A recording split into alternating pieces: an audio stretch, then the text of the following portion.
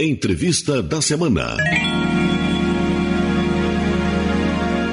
Santa Catarina teve eleições no segundo turno em 3 municípios, Florianópolis, Blumenau e Joinville, com quase 1 milhão de eleitores votando. Mas será que deu tudo certo? E quais foram as principais ocorrências nesse pleito? Para saber mais sobre essa e outras questões referentes a essas eleições, eu converso agora com o presidente do Tribunal Regional Eleitoral aqui de Santa Catarina, desembargador César Abreu. Doutor César Abreu, 3 municípios, muita gente votando e uma eleição relativamente tranquila, né? Qual é o balanço que o TRE faz dessas eleições municipais?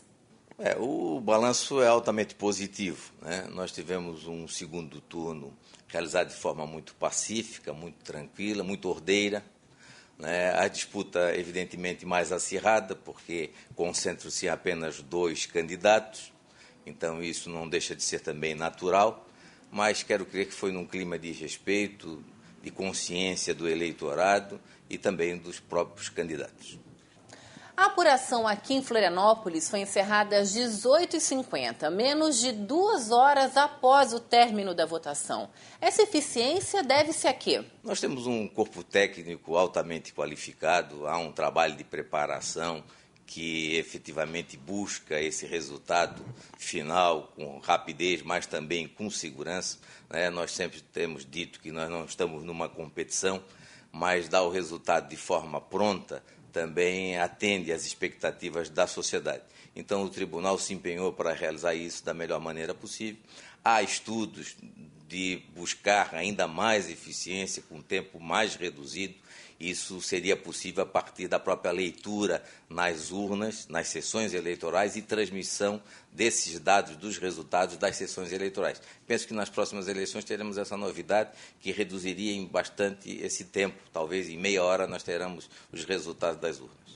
Em Florianópolis, a eleição foi muito disputada, com pouco mais de 1.000 votos para o candidato vencedor e menos de 1 ponto percentual. A gente pode falar que essa disputa foi uma das mais acirradas que a gente teve? Exatamente. Nós parece que estamos rememorando aquele tempo do voto contado, Então, uma disputa muito efetiva.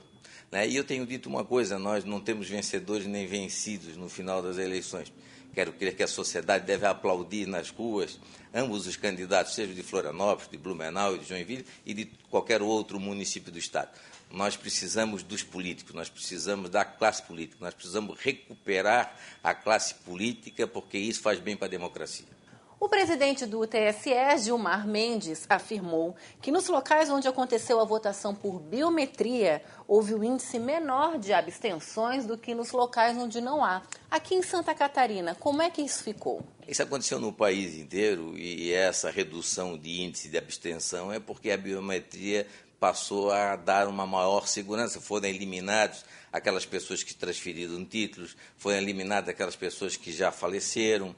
Então, isso tudo faz com que nós tenhamos apenas o eleitorado real. E, a partir disso, as abstenções decorrem de uma situação mais concreta. E falando em abstenções, tivemos nesse segundo turno aqui em Santa Catarina quase 15% do total de eleitores que não foram votar. O que acontece com essas pessoas que não votaram e também não justificaram seus votos? Essas abstenções decorrem também da sexta-feira, que foi feriado do funcionalismo público.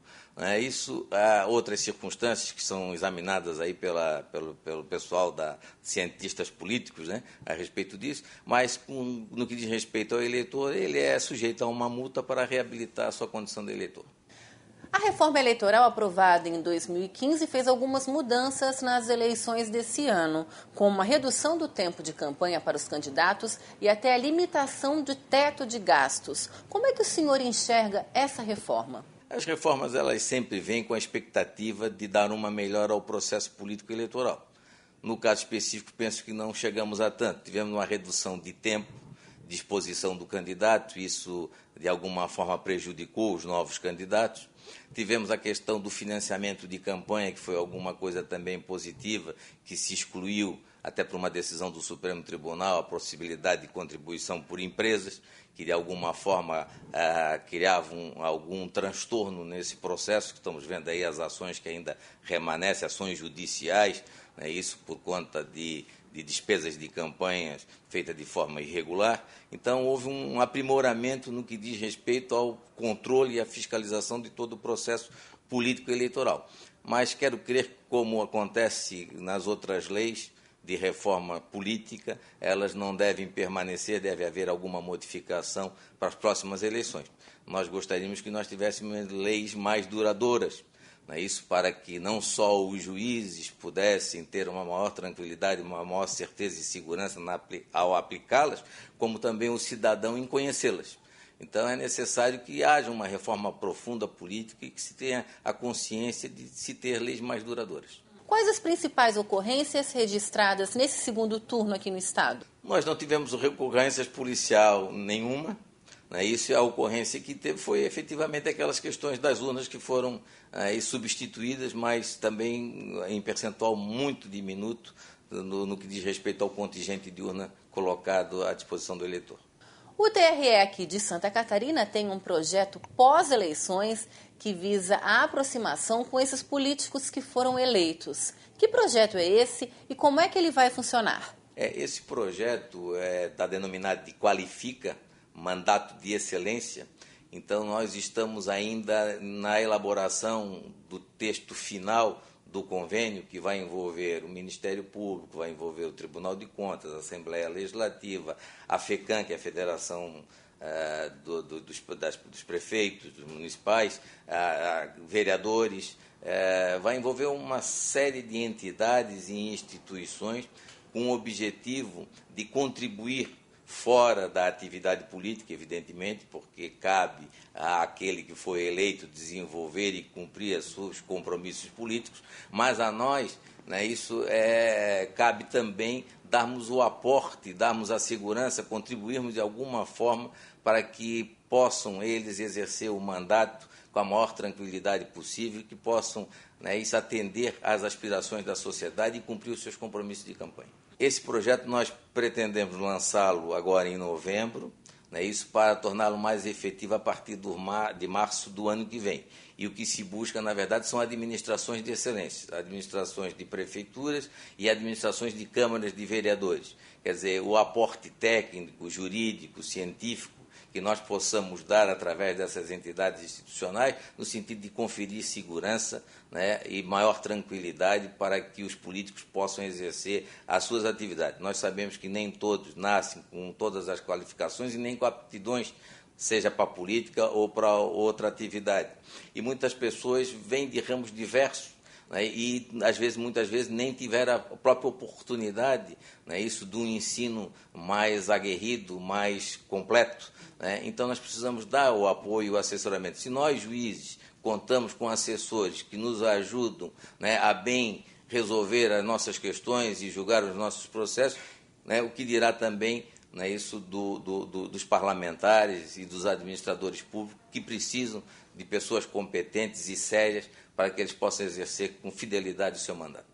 No Brasil, alguns locais de votação tiveram que ser alterados devido à ocupação de algumas escolas por causa de protestos. Aqui em Santa Catarina, houve alguma coisa parecida? Nós tivemos aqui em Florianópolis 2 ocupações, uma foi na UDESC, outra foi na Escola Técnica, antiga Escola Técnica, mas através do diálogo e da compreensão dos estudantes, isso não teve maior repercussão, né? Houve um contato do juiz eleitoral com as pessoas envolvidas, então a democracia que ele estava exercendo, né, naquela manifestação pública, também souberam compreender, né, que o momento também é de fortalecimento da democracia e que as eleições elas nos renovam as esperanças e certamente as esperanças deles estão também no aguardo do resultado das urnas. E o Brasil está passando por um momento político bastante delicado. Como é que o senhor enxerga essas eleições nesse novo momento? Eu sempre tenho dito que as eleições municipais, para mim, são as eleições mais importantes. Porque é na cidade que vive a pessoa, é na cidade que se produz a riqueza. Não é isso? Então, é a partir do município que se desenha, né, o projeto nacional, o projeto estadual e o projeto nacional. Então, essas eleições, quero crer que vão se transformar num marco da renovação da vontade política, não é isso? Porque é a partir desse desenho que sai das urnas é que vai se projetar as administrações do Estado e da nação. E estamos todos torcendo para que os novos eleitos possam cumprir fielmente a vontade do eleitor. Gostaria de cumprimentar os eleitores que compareceram às urnas de forma ordeira e responsável, cumprimentar os candidatos que mostraram e demonstraram para a sociedade que estavam ali com um ânimo de competir, mas no sentido de dar a sua contribuição ao conjunto social. Quero crer, como disse no começo, que não há vencedores nem vencidos, todos concorreram com lisura, com responsabilidade, buscando o melhor para a sua gente, para a sua cidade. E aqueles que não foram eleitos, certamente eles tiveram uma capacitação eleitoral que os distingue e os coloca em condições de novos pleitos, de novos objetivos, e que eles devem continuar, porque democracia não vive sem a política. E a política impõe que haja disputas e haja escolhas. Então, todos somos vencedores. Desembargador César Abreu, muito obrigado pelos esclarecimentos e também pela entrevista. Obrigado também.